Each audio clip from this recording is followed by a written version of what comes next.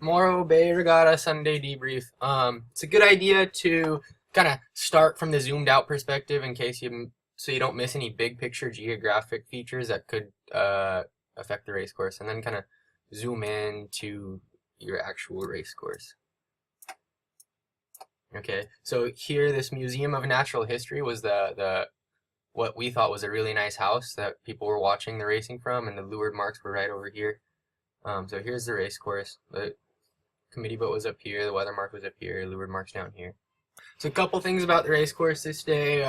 To start out, let's assume the wind is going perfectly 90 degrees across this page, that's pretty much exactly what it was doing. It was maybe coming a little bit farther out of the left, swerving in this way. The starting line was pin favored, and the current started out sweeping in really, really, really strong. Okay, so these deep water areas, these dark blue areas are supposed to represent deep water. So that's where there was channels. This was a big natural channel in the middle, just from over time, the current going in and out and wearing down a deep spot. And then here there were boats docked in here, and there were buoys that were anchored here, indicating a channel for the boats who lived in here to go out and in. And I don't know if that was natural or man-made, and maybe they dredged it so that the boats could go in and out. But the what you would say the topography of the bottom of the ocean here, I think is the right term, was very interesting. So this is supposed to represent the shallow spots. Okay, so all these spots shaded in yellow were shallow. We were motoring the coach boat through here and trying to get a good view of the gate, but we got stuck here because our motor was hitting the bottom. So we never even made it to this channel to actually investigate it for ourselves. So the only idea I had of what was going on here is what I observed from boats on the race course.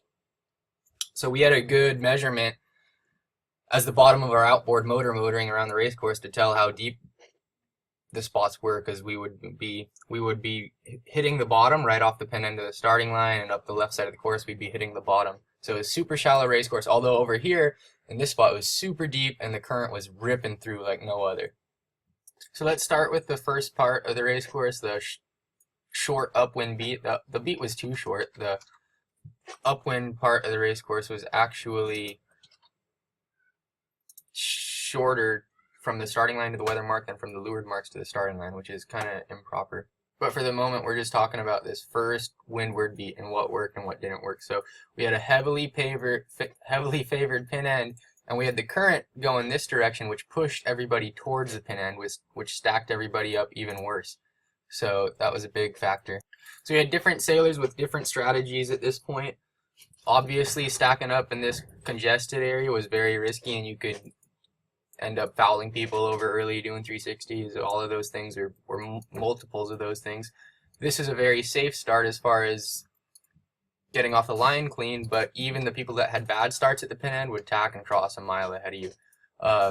Colin's port tack approach on the first start turned out to work perfectly, and the port tack approach was actually less risky than winning the boat, because even if this guy got messed up and had to take a few transoms, was over early and had to clear himself or had to spin, it was so favored that he would still come out ahead of the guys who got off clean on the right side of the starting line in many circumstances. The other thing to note is that the more ridiculous and chaotic and crazy a pin end favored starting line gets, a lot of times the more holes open up for port tack boats to come in right at the pin end and take off. So maybe there'll be 3 starboard tack boats right here, right when the gun goes off, but you just need an 8-foot space to tack around this buoy real quick and get off clean. Or in Colin's case, someone tried to port tack all the starboard tack boats before him, fouled them, moved them out of the way, and he came through behind totally clean and port tacked the fleet, which was a really good move. So that strategy was interesting. I think Colin tried something similar in the next race, and it worked again.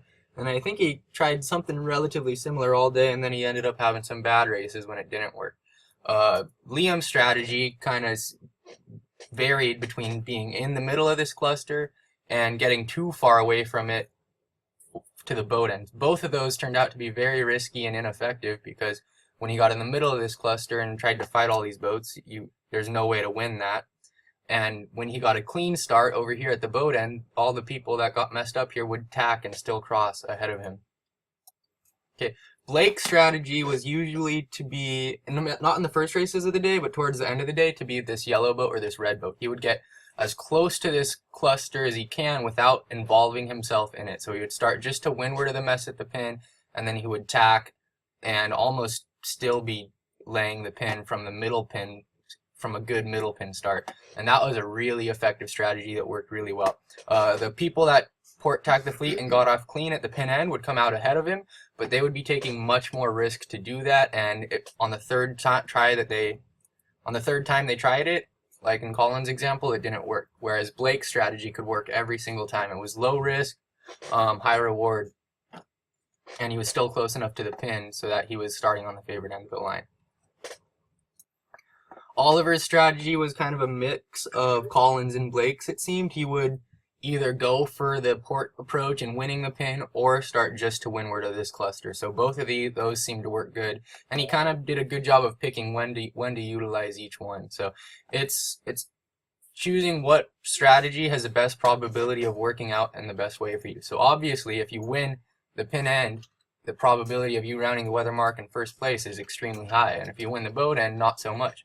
But the probability of you getting messed up and having a bad start if you attempt this approach is also really high. So you have to balance these factors to figure out how aggressive and how conservative you want to be. You have to manage risk in the right way to take off in the right spot. And I think from what I saw from the coach boat, this yellow guy right here had it totally dialed in, or even this red guy. Get as close to this group as you can without involving yourself in it. Take a quick tack out. If 5 or 6 or 7 boats are ahead of you that got off clean in this group, that's okay, you can work on that later. You did the best you could without taking too much risk and without starting so far away from the favored end that you were not in a good spot. But it's really cool to see people just come in on port tack and make it work. So a couple things to do. If you're trying to come in on port tack and start right at the pin, the goal is to get all the left leverage you can. So if there's no hole and you end up sailing down towards the middle of the line and ducking all these boats, you're defeating the purpose. So if there's no hole, the best thing to do is to luff and wait for a hole to open up and make your plan to tack right at the pin as soon as you can. Okay, if you can't get through and cross the fleet, tack out, get a lane on the left, and then tack when you have a good lane to come back and consolidate. But usually, for the most part, if you sat right here and stopped your boat and waited for that hole to open up, it would happen sooner or later. It wasn't a constant stream, bow to stern, of boats flowing through here. This yellow guy would get off and make the good start. This purple boat would probably not make it and have to tack onto port and block this green boat, in which case this guy could duck the yellow guy and come in and make something happen. It's a risky strategy because you don't really have control. It's a reactionary strategy. You have to watch what other boats do and react in the best way. So there's very little control on your part, which is scary. But if you understand the fleet, you understand the course, you understand the factors that are going into this start, sometimes that's actually the least risky approach. Whereas the guy who goes for the total control approach and doing everything to hit this ley line perfectly, on starboard tack, right on time, use the rules to his advantage, and does everything in what should be the perfect, proper, right way to do it, runs the risk of getting tangled up with the 8 other boats who are also trying to do the same thing. So it's kind of counterintuitive, but it turned out to be almost not risky to try to port tack the fleet. So after you got off the pin end here, the strategy was pretty much just to stay on port tack, get the first clean air port tack lane you can, and just go to the mark.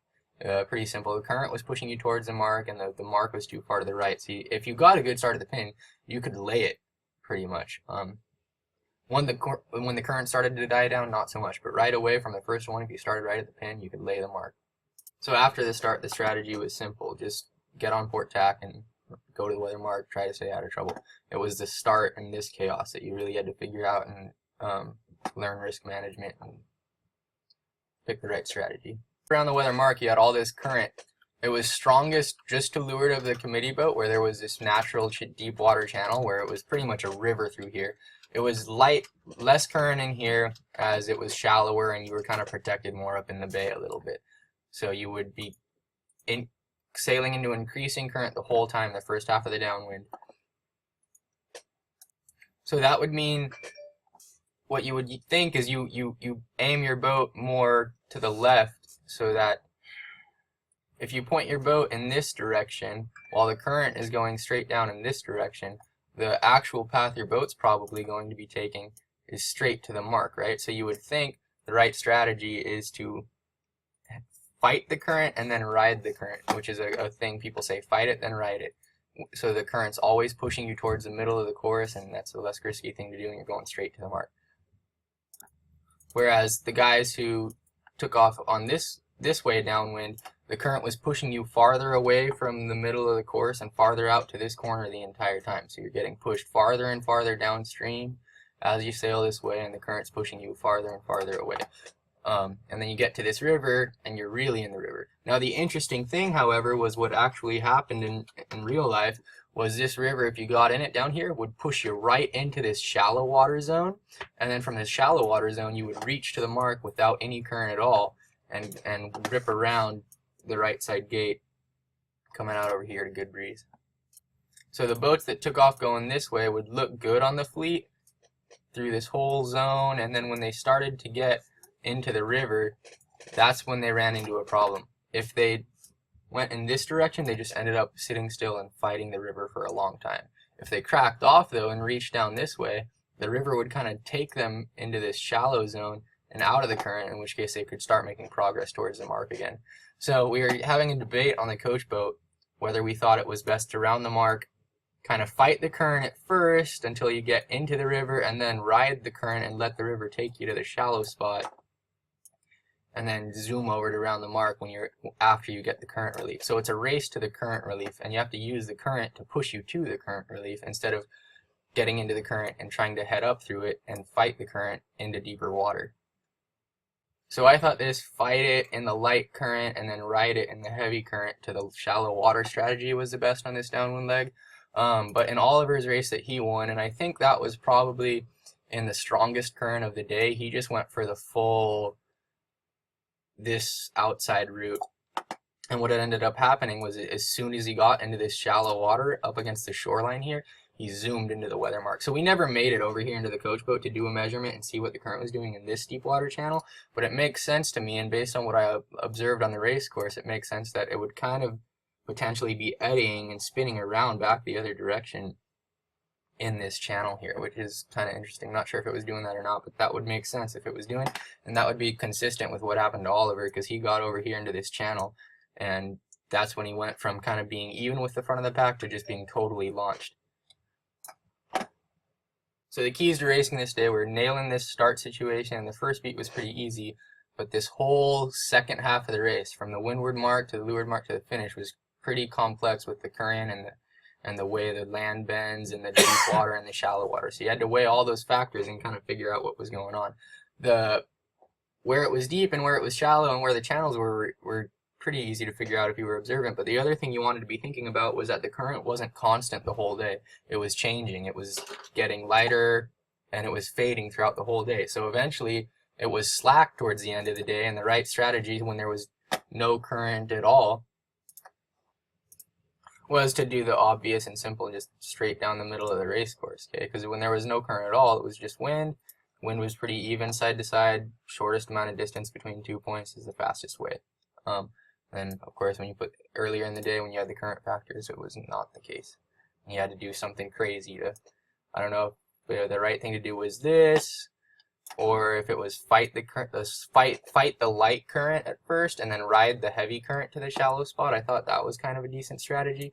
And I think the reality was that as the current changed in its pace, as it kind of died through the day, the right thing to do probably switched and it became something different. And I'm not sure exactly what it was. It was a crazy chaotic situation on a new race course. I'm just trying to give you guys the idea of all the factors you're supposed to be thinking about when you make this strategy, and then also go back, analyze, and see what you actually saw on the day, and see if your thoughts and your theories make sense based on the results and what actually took place. So this right turn gate turned out to be the popular gate, and I think, thinking about it now, it was more because the current was pushing you guys towards it the whole time. So to get to this gate, you had to fight the current to get to it. But there were certain situations where, especially if you had taken this side of the downwind leg coming to it and you had been fighting the current the entire time and really done a hard fight and then a ride, then the left turn gate probably would have worked out really, really well for you. The